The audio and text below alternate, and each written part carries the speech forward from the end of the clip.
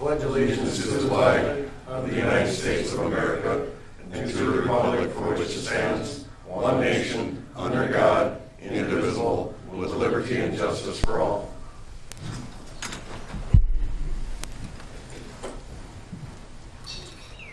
Okay, we'll start with roll call. Goodchild? Here. Diamond? Yes. Wish? Yes. Sturgeon? Here. Friends? Here. Motion to approve the agenda. Second. Motion and a second. All those in favor say aye. Aye. Opposed? Motion carries. We'll go with the agenda here. First off, we have a hearing. At the January 18, 2022 meeting, council set this date and time to hear public comment regarding changes to Chapter 152 signs of the Lamar's Code of Ordinances. The proposed changes were to set a fee for portable/temporary signs. So I'd like to open the hearing and ask for any written or oral objections or comments. Please. Hello, my name is Mary Albright, and I'm here on behalf of the Friends of the Lamar's Library. I'm the treasurer, and I read the article last week about the sign ordinance, and when we have one of our used book sale signs, we put two signs out in the corner there by Quick Star where we have our storage location, and that's also where we have sales. And I don't know what your fees would be, but we don't have a lot of margin on our sales, and I would hate to see a fee for something like that, where we're just trying to drum up business for a 2 to 3 day sale. And I'm sure there's other nonprofits that feel the same way. So I wanted to give my comments here today. I appreciate it, Mary. Thank you. Okay, thanks. Well, it is the administration's recommendation, I believe, to not proceed with the proposed Correct. changes. Is that correct? And I can explain a little bit of that too, if you want me to. Sure. Do we need to close the hearing or not? No, No, you can continue to talk. All right. Yeah, that was the immediate response. Well, it was even the response when we discussed it, that council meeting here was, what about this sign? What about this type of sign? That was never the intent, to deal with those signs or garage sale signs or those. I mean, there's already rules to where those can be placed, and any sign can't be placed in the public right of way. But it wasn't the intent of this change to deal with those signs. Greg and I knew what signs we were talking about. So my recommendation is, my intent also was never to rewrite the entire sign ordinance. What we discussed is typically not a big issue. It's just thought we would, it was a recent issue that we thought, okay, well, what can we do different? And that came up, and his question to me originally was, what do we charge for those signs? Because it's not on our list of fees, and it's, so I did what I did. In hindsight, I probably acted too quickly on it. Real estate signs, for sale signs for homes, we already deal with that in our current sign ordinance. That was another question that came up, is, well, what about for sale signs? So I would suggest we don't do anything right now with the ordinance. And we'll deal with the rare times somebody asks about the signs that we were thinking of, and we'll just deal with them. So. I got multiple public comments about it. I think a lot of people got the same comments, but we definitely weren't after that type of a sign. But I didn't know from a safety standpoint, like a portable electronic sign saying, we're having an event. If from a safety standpoint, we still don't, on temporary signage that is portable, if we don't want some sort of a guard so that they can't just block view. Yeah, they're still supposed to fill out a sign permit application. information for those types of signs. So that is And those are already the signs covered. we were talking about. That is There's already those. covered. So they still need to fill out a permit, still need to contact Greg on those. But Motion to it. We gotta close the hearing first. Okay, go ahead. Okay. Officially close the hearing on the sign. Motion to deny amending chapter 152, sign Lamar's Code of Ordinances. Second. I'll second that. Too late. The delay got you, Mike. You try it. Okay, we have a motion and a second to deny amending chapter 152 of the sign code in the Lamar Code of Ordinances. All those in favor say aye. Aye. Opposed? Aye. Motion carried. All right. Citizens, general discussion for citizens. We have I believe a 10-minute opening for any citizens that have any comments to be made to council. I don't see anybody here eager to stand up, so we'll move on to the Thumbs Up Award. Brian, do you have anything for Thumbs Up Award? Pass. Clerk?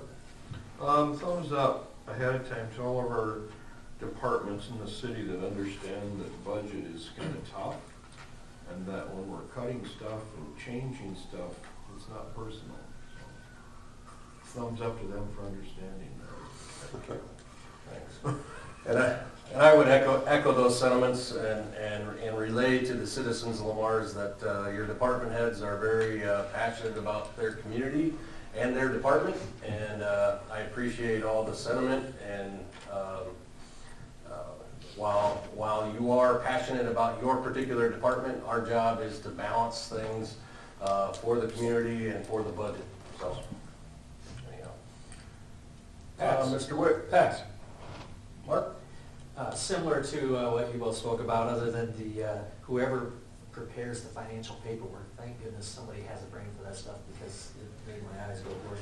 But I don't know if that's Jacob or, Yeah, right but it's there. like, hats off to you, my friend.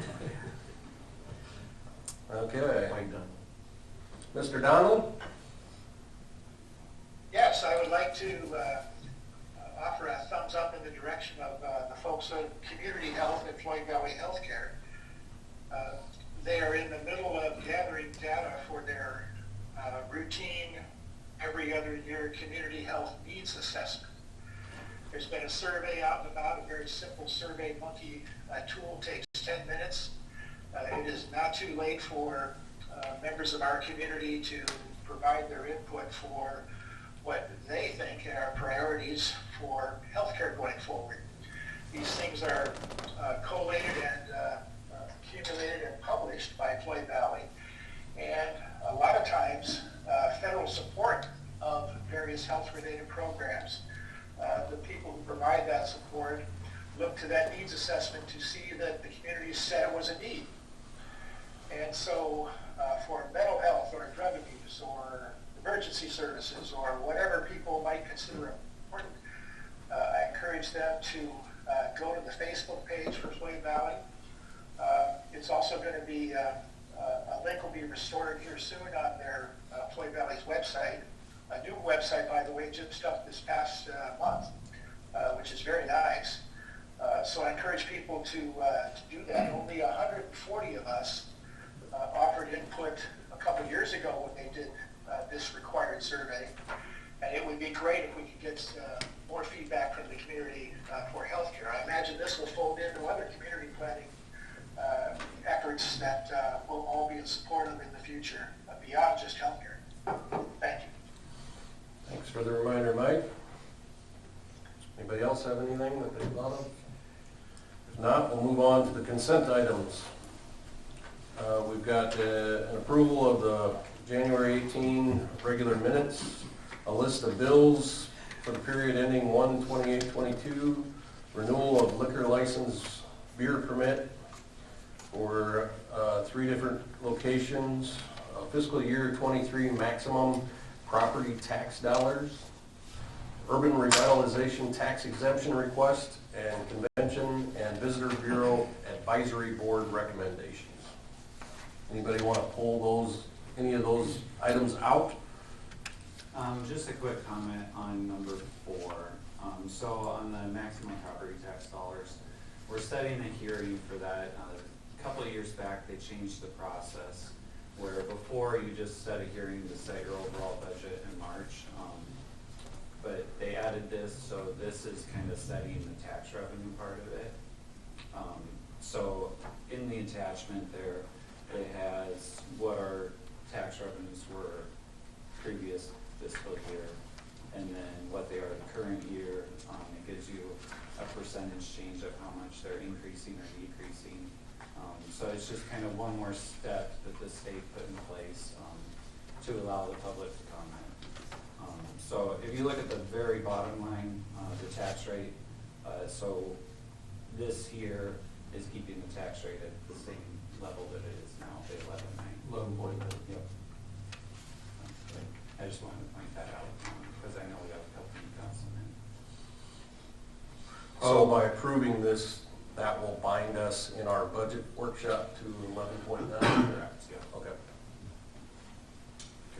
I don't know that we need to pull it, but I know Jessica's in-house, and I would like to talk about convention, visitors bureau, tourism, that whole thing, so if you wanna.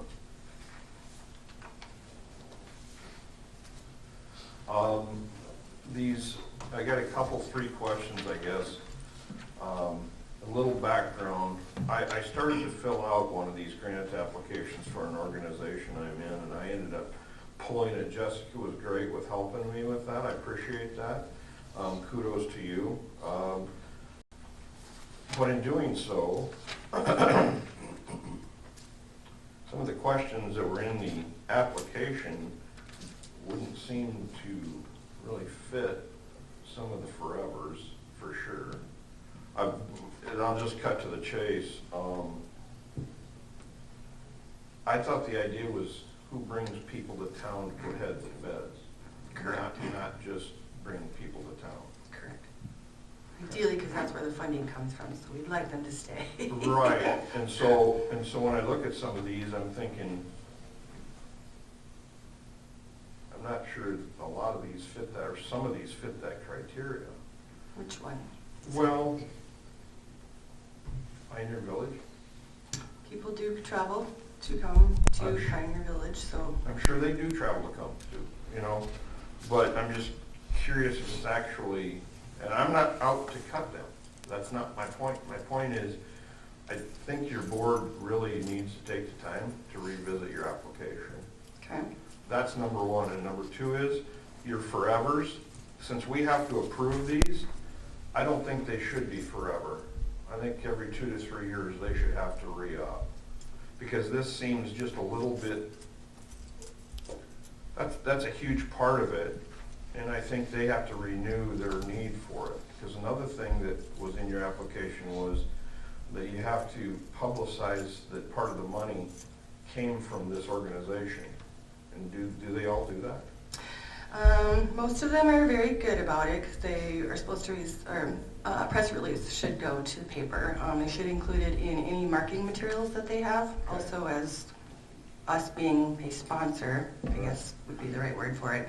So most of them do a decent job of it. Because I think that's a good thing, because a lot of people don't realize just how much money we're talking about. Correct, yes. Okay, but I know that when I stay in Dubuque or in Milwaukee or whatever, I'm paying that tax. I get it, so I think that's good.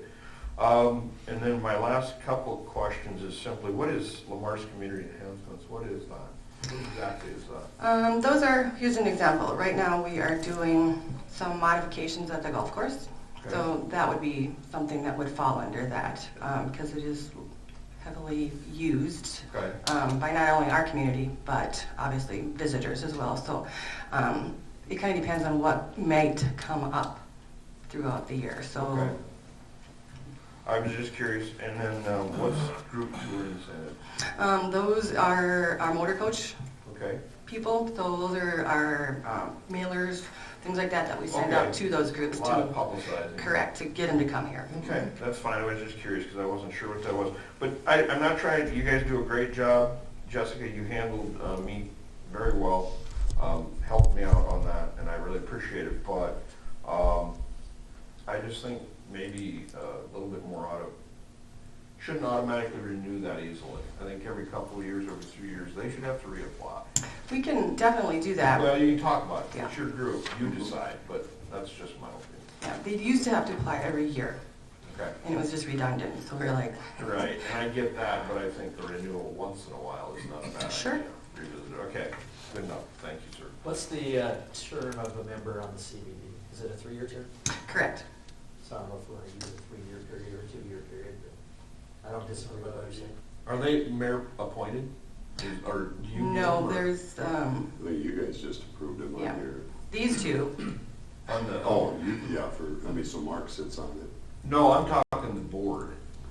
How are they selected? There's an application that goes out that people have to apply to be on it. Okay, okay, that was good. All right. That's all I had for you, kiddo, I wasn't Okay. trying to put you on the spot.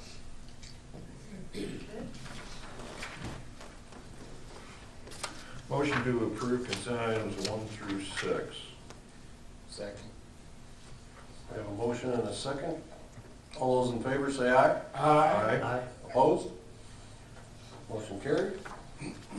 Now we'll move on down to the action items. First of all, we've got a Willow Creek Campground agreement.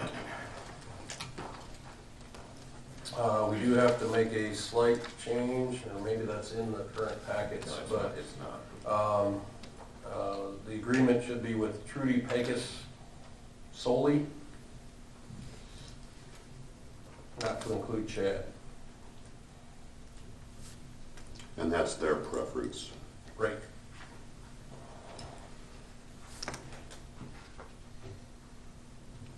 Motion to authorize 3-year agreement with Trudy Pecos to manage the Willow Creek Campground. Second? Have a motion and a second. Any further discussion? All those in favor say aye. Aye. Opposed? Motion carried. Second And that- action item is a Bolton and Menk services agreement. Yeah, I just want to say, just good to Chad and Trudy. Typically, these agreements have been 1-year agreements with an option to renew at the end of most of them, but they initially, when I started conversations, they initially started with a 5-year, 1 to 5-year, just to show their commitment that they're going to try to keep improving and their dedication to that campground. So they're very enthusiastic about it. So I think they're a good fit for out there. We're lucky to have them. Yeah. Actually, I was gonna fit that in somewhere too. I have not heard one complaint about them, and I know during the last 2 years, they have done a phenomenal job. And you can't build a program on a 1-year contract, so I'm 100% in favor of this. They do a good job. Yeah, we stay out there occasionally, so I get to see them, what they're doing, and they're pretty busy. Absolutely, and they're trying to build it too, so, Right. yeah, absolutely. Thank you for that. Okay, the Bolton and Menk service agreement.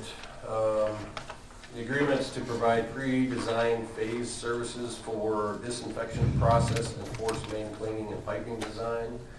Bacteria disinfection is an aspect of our treatment process that needs to be addressed with the issuance of our latest NPDES permit.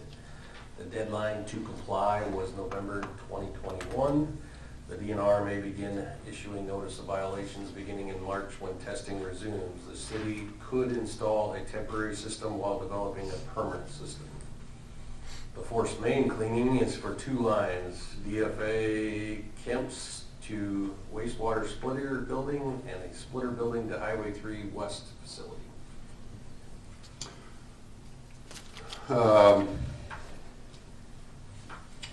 Yes.